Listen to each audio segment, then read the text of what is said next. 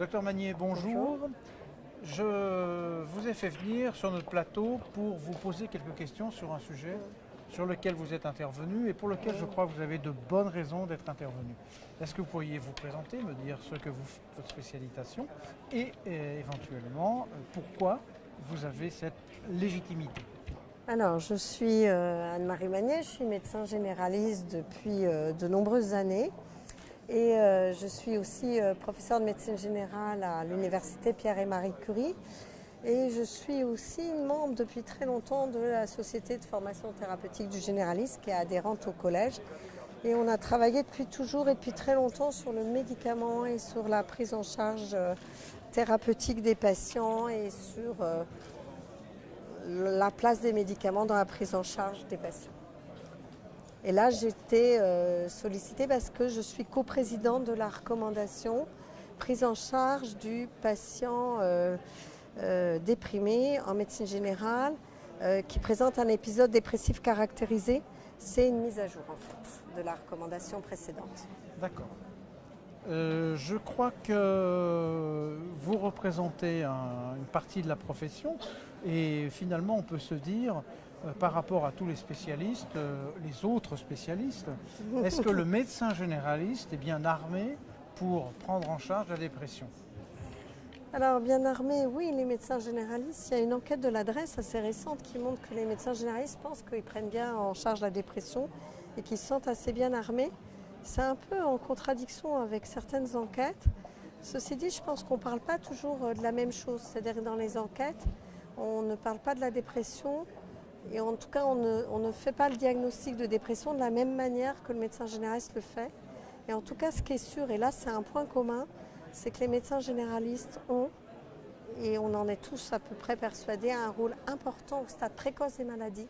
C'est-à-dire au moment où la dépression n'est peut-être pas complètement organisée en maladie, sur les moments où les patients sont en danger. Et si on a le temps et si on prend un peu de temps pour les écouter, pour les aider, je crois qu'on a un rôle extrêmement important et je crois que les médecins généralistes sont tous d'accord pour identifier leur place importante à ce moment-là. Je reviens un tout petit peu sur le début de notre conversation parce que vous avez parlé dans le titre de cette recommandation de la dépression caractérisée. Est-ce à dire qu'il y a des dépressions qui ne sont pas caractérisées?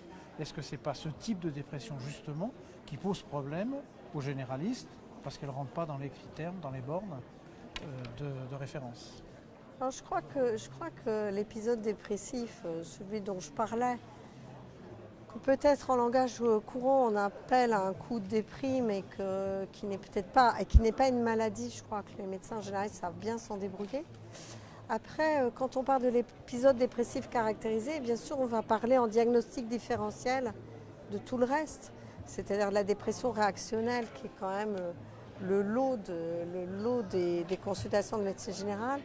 On va parler des événements de deuil et des pertes. On va parler de souffrance au travail. Et effectivement, dans la recommandation, on va parler de l'épisode dépressif caractérisé dont sont exclus tous ces domaines-là. Mais en fait, on en parle quand même. C'est facile de les exclure ou dans la pratique de médecin généraliste, on ne l'exclut pas vraiment. On va l'exclure un peu sur... Ça va être différent en termes de prise en charge.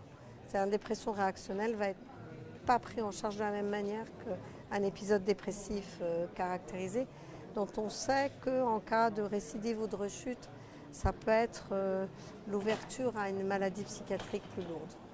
D'accord.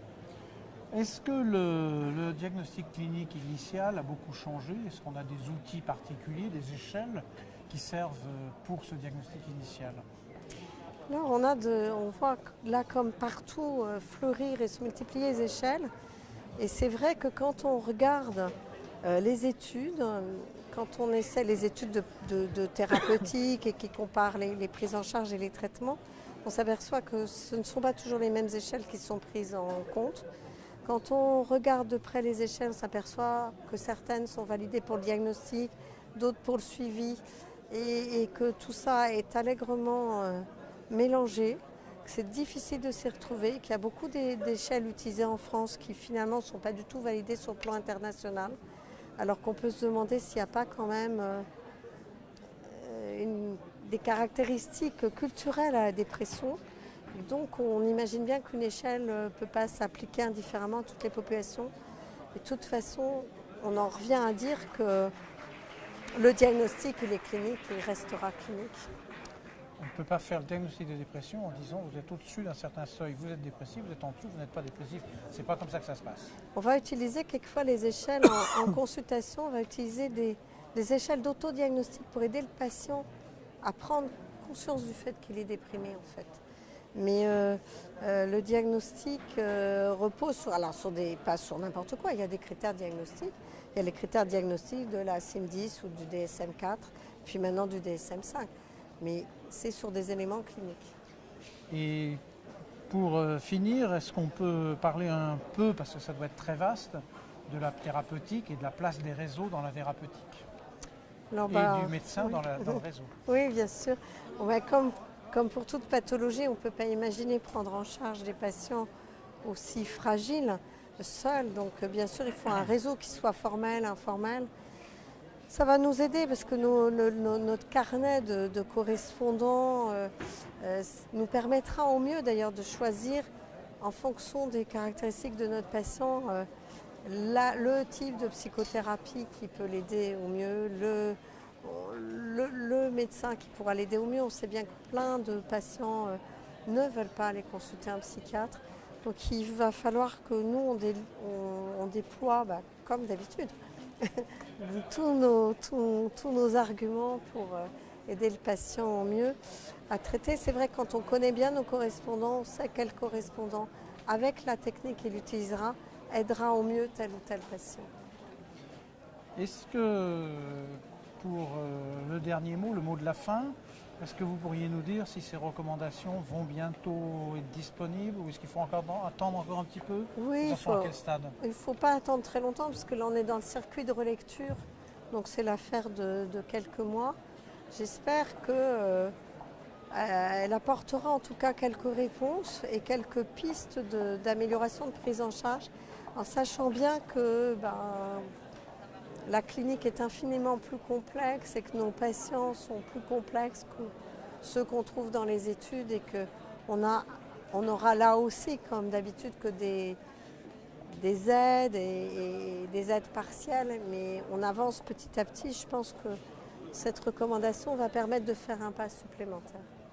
Il ne reste qu'à vous remercier d'avoir accepté de lâcher ces quelques mots devant nous. C'est Oui. encore un petit peu confidentiel tout ça. C'est un peu confidentiel, mais pas pour très longtemps. Dans les grandes lignes, encore. on a déjà bien avancé. Voilà, merci beaucoup. Merci.